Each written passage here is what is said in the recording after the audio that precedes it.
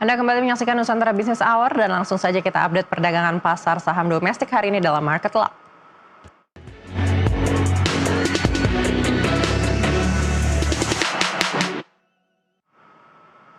Di sesi 1, IHSG mengalami penurunan sebesar 15,01 poin atau setara 0,2% ke level 7.544,36. Volume perdagangan mencapai 26,58 miliar lembar saham dengan nilai transaksi 9,25 triliun rupiah. Frekuensi transaksi tercatat 1.676.007 kali dengan komposisi 402 saham menguat, 253 melemah dan 163 saham stagnan.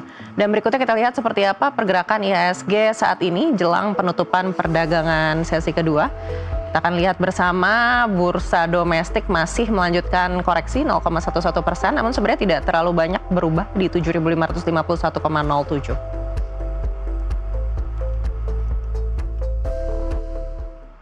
Dan langsung saja kita akan membahasnya bersama dengan Ike Widiawati, Head of Retail Research Sinarma Sekuritas.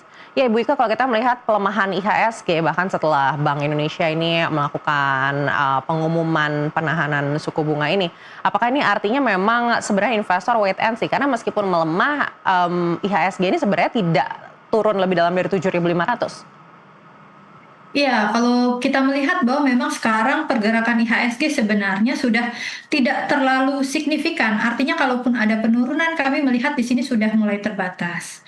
Dan kalau kita lihat juga perdagangan beberapa hari terakhir, IHSG sudah mulai ada recovery rebound. Dan kami lihat di sini memang untuk IHSG ini masih dalam fase pemulihan tapi memang bertahap. Penurunannya sudah tidak sedalam beberapa waktu yang lalu, tapi memang untuk rebound lebih jauh ini memang masih butuh data positif yang lebih banyak lagi. Sehingga kami lihat di sini reboundnya lebih ke jangka pendek dulu. Seperti itu. Baik, lalu di 2 menit jelang penutupan perdagangan, apakah Anda masih melihat ada kemungkinan rebound? Iya, kalau kita lihat memang ada potensi rebound, tapi memang reboundnya masih sedikit terbatas.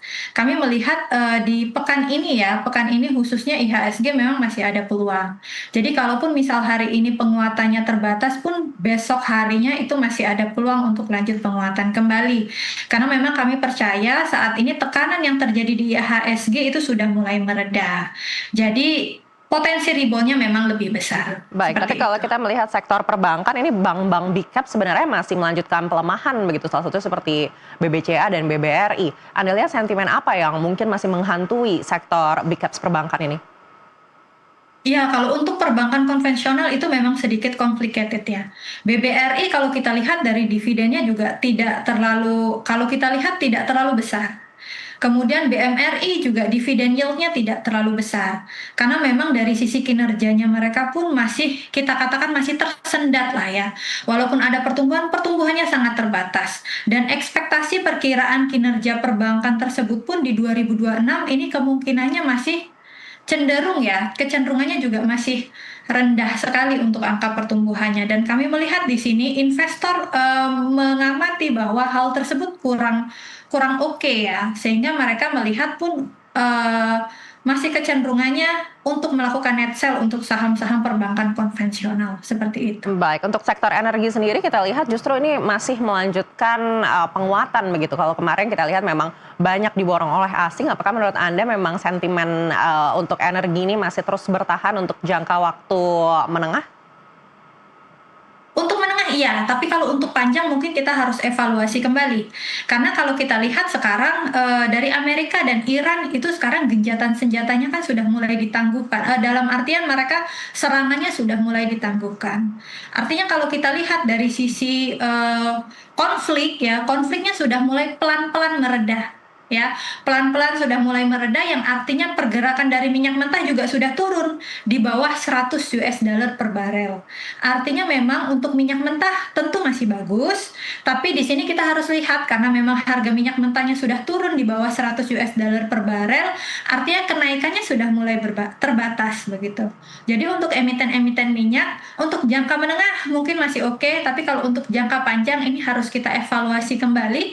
Khawatir nantinya kalau sudah di puncak akan ada profit taking. Seperti itu. Baik, Bu Ike, kita akan jeda sejenak untuk bersama-sama melihat seperti apa penutupan perdagangan di sesi kedua hari ini. Di mana bursa domestik ditutup di zona merah 0,24% melemah di 7.541. Baik, kita kembali lagi ke Ibu Ike Widiawati. Kalau kita melihat penutupan IHSG di zona merah hari ini, Anda lihat seberapa besar di pekan ini bursa domestik ini bisa ditutup happy weekend? Ya, kalau kita lihat dari sisi value transaksi ya. Value transaksi kalau kita lihat sekarang sudah mulai ada kenaikan, peningkatan kembali. Kemarin itu di angka 18 triliun, hari ini memang ada sedikit penurunan ke angka kisaran 17 triliun untuk rata-rata transaksi di bursa. Nah, ini sebenarnya mencerminkan aktivitas dari investor ya. Sebenarnya mereka pun masih agak hati-hati ya, tapi pun tidak yang sampai sepi banget. Artinya dari pasar saham walaupun terjadi penurunan dari sisi value transaksi di bursa, tapi ini masih bisa kita katakan aktivitas yang terjadi ini masih cukup baik. Sehingga untuk IHSG kami juga masih melihat bahwa masih ada peluang untuk IHSG rebound. Untuk peluang di hari Jumat itu peluang reboundnya masih cukup besar kami lihat di sini. Potensi untuk resistennya itu masih bisa menguji di kisaran 7.600-an ya untuk level psikologisnya. Baik, secara psikologis Anda lihat apa yang membuat investor ini masih wait and see selain karena memang geopolitik ini masih penuh dengan ketidakpastian. Apakah dari dalam negeri juga ada sentimen-sentimen yang menahan investor untuk mengalirkan dananya ke bursa domestik? Kalau kita lihat, sebenarnya masih cukup banyak ini ya yang ditunggu. Yang pertama dari pelaku pasar asing juga mereka kadang masuk net buy, kadang mereka melakukan net sell begitu. Artinya mereka masih belum benar-benar yakin ya. Artinya mereka beli, itu masih dalam jangka pendek. Pada saat melakukan aktivitas beli itu tidak di-hold dalam waktu lama. Nah, ini mengindikasikan bahwa dari pelaku pasar asing pun mereka masih belum benar-benar pede ya. Artinya memang pergerakannya masih konsolidasi, naik, turun itu memang masih hal yang wajar. Tapi yang kita harus perhatikan optimismenya di sini adalah pelaku pasar asing dari perdagangan kemarin itu sudah mulai ada aksi beli. Dan kebetulan sekarang momennya di bulan April. April ini adalah musim bagi dividen ya, seperti ITMG, UNTR, sebentar lagi nanti akan ada RUPS untuk Astra Internasional, ekspektasinya juga akan bagi dividen. Nah, kalau kami lihat lebih ke arah sana. Tapi kenapa masih hati-hati? Karena ya tadi ya, sentimennya belum yang terlalu kuat, tapi memang yang harus kita perhatikan saat ini justru jadi momentum sebenarnya untuk kita bisa melakukan buy on weakness. Karena tekanan terhadap IHSG itu sebenarnya sudah mulai meredah. Baik, bagaimana dengan rupiah? Apakah menurut Anda tekanan terhadap kurs Garuda ini masih akan berlangsung dalam jangka menengah? Kalau untuk rupiah malah kita lihatnya ini memang masih akan berlangsung di jangka menengah. Karena kalau rupiah ini memang faktornya cukup banyak ya. Tentu ketegangan di Timur Tengah itu juga mempengaruhi kepergerakan nilai tukar rupiah.